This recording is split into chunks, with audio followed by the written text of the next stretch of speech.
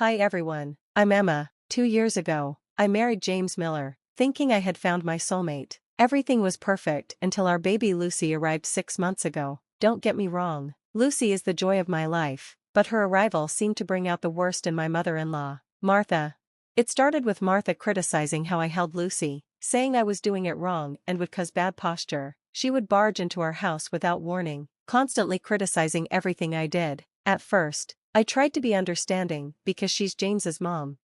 One evening, I told James, "Your mom changed Lucy's feeding schedule again." He replied, "Honey, that's just how she is. She raised 2 kids successfully. Maybe we should listen to her experience." After that conversation, I called my best friend, Sarah, and asked, "Am I being too sensitive?" Sarah quickly responded, "No way. She rearranged your entire kitchen because she didn't like your setup. That's not normal."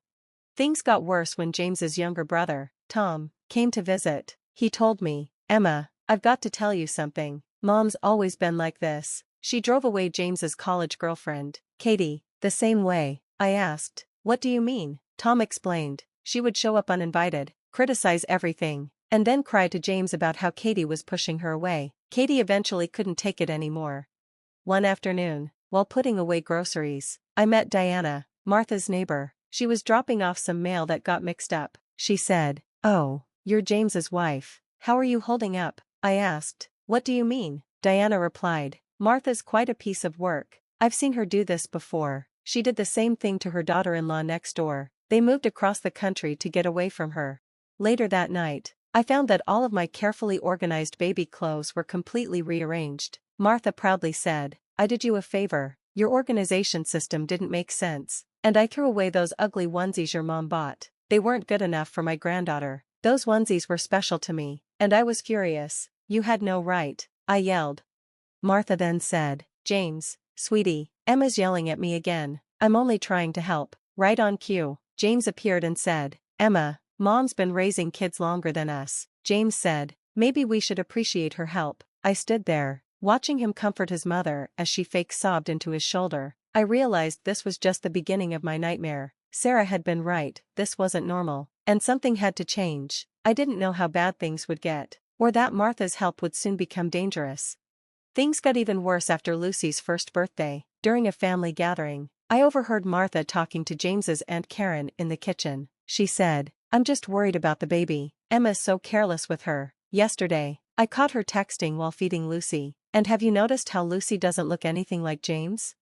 I froze in the doorway, my heart racing. "What are you implying, Martha?" I asked. Martha replied, "Well, Emma works such long hours at that physical therapy clinic, with lots of male patients. I'm just saying we should maybe get a DNA test."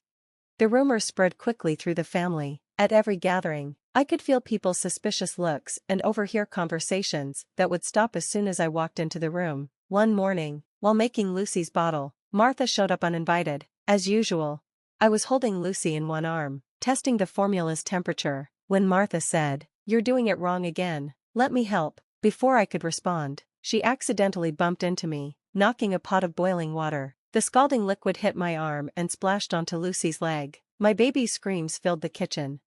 "Oh my, how clumsy of you, Emma," Martha said. "See what happens when you don't let me help." Sarah met us at the ER. Lucy had minor burns, but my arm was severely scalded and needed skin grafts. I told James, "Your mother did this on purpose." But James replied, "Emma, stop. Mom would never hurt Lucy. You probably shouldn't have been holding her while making the bottle anyway."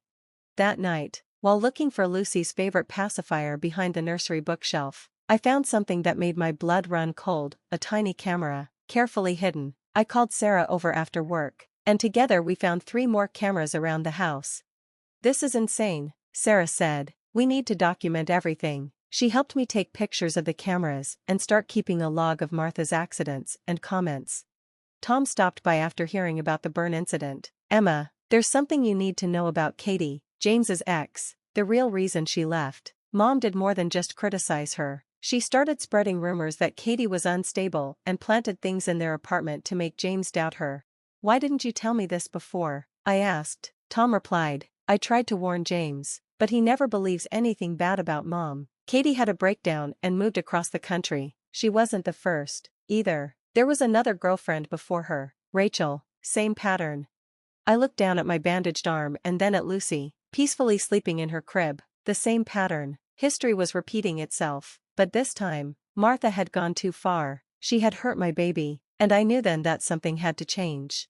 Emma, you need to see this, Tom said, handing me a worn leather journal he'd found while cleaning Martha's attic. It's Mom's diary. I started reading the entries, and my hand shook as I read. June 15th, James brought home another woman. This Emma thinks she's special. They all do, but I'll make sure she knows her place, just like I did with Katie. September 3rd, Emma's pregnant. This complicates things, but babies are excellent leverage. I kept reading the diary. December 10th, found the perfect spots for cameras. Once I have enough footage of her mistakes with the baby, James will see the truth. April 20th, the boiling water worked perfectly. Now everyone sees how careless she is with Lucy. James is already doubting her, just like with Katie, when I planted those pills in their apartment. That evening, Diana called me. Emma, after the burn incident, I installed security cameras outside my house. Yesterday, I caught Martha bragging to her friend about the accident. I have it on video. I showed James the diary and Diana's footage. Look at this, your mother admitted to hurting us. James replied, this is ridiculous. Mom would never do that. You're just trying to turn me against her. Maybe she's right, you're becoming unstable. The next day, I filed a police report about the burns and the harassment. Within hours, Martha was at our door, crying hysterically. James, Emma's gone completely mad. She's making up lies about me. Remember how I told you she's been acting strange, taking Lucy at odd hours, being secretive? I think she needs psychiatric help. I calmly said, get out of my house. James stepped between us, facing me. Emma, maybe Mom's right. You haven't been yourself lately. Maybe you should talk to someone. That night, I packed our essentials while James was with his mother. Sarah helped me load Lucy and our things into her car. You can stay with me as long as you need, she said, hugging me. My phone buzzed with a message from James. Mom showed me more evidence of your erratic behavior. I can't let you endanger Lucy. My lawyer will contact you. I looked at my sleeping daughter in the rearview mirror as we drove away. The woman who tried to destroy us had finally shown her true face, and so had my husband. But this wasn't over, not by a long shot. The courtroom fell silent as Tom took the stand. Your Honor.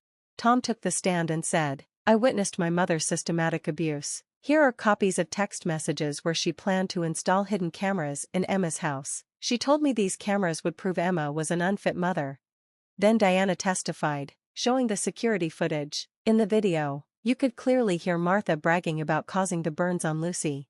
My lawyer presented Martha's diary. The judge's face darkened as she read the entries. The court recognizes a witness, the judge said, as Katie, James's ex-fiancée, walked in.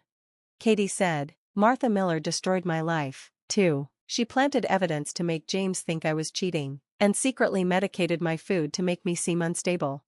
Two more women, Rachel and Lisa, came forward, each sharing stories of Martha's manipulation and James's refusal to believe them. These are lies, Martha screamed, lunging forward. James, tell them. But James just sat there, finally seeing the truth. As his mother was restrained by court officers, the judge gave her verdict. Mrs. Miller, you face criminal charges for assault and harassment. Mr. Miller, your continuous enabling of abuse makes you unfit for custody. After the hearing, James came to me and said, I should have believed you. I replied, save it, we're done. 3 years flew by. My physical therapy practice, New Beginnings, was thriving. Lucy, now 4, was doing great in preschool. One morning, Sarah burst into my office, holding a newspaper. Look, Martha got 5 years for assault, and James just got fired after multiple women at his company reported harassment. Karma's real. That evening, we celebrated Lucy's birthday at my new house. Tom, Diana, and Sarah were there, my real family. Lucy blew out her candles, surrounded by love and laughter. Make a wish, sweetie, I said. I already got my wish, Lucy replied. Mommy. I hugged my daughter tight, thinking about how far we'd come. Martha was in jail, James was facing his consequences, and we were finally free. Sometimes, the best revenge isn't about getting even, it's about rising above, succeeding, and building a beautiful life despite those who tried to break you. More cake, everyone, Sarah called out, looking around at my chosen family, the ones who stood by me, fought for me, and believed me. I finally felt complete. We didn't just survive, we thrived. And that was the sweetest victory of all. What would you have done if you discovered hidden cameras in your house? Would you immediately confront your spouse or quietly gather evidence like I did? What's the right move when someone you love refuses to see abuse happening right in front of them? Share your thoughts in the comments below. If my story resonated with you, don't forget to like and subscribe. I post new stories every week about overcoming toxic relationships. Remember, sometimes the people who should protect us the most are the ones we need protection from.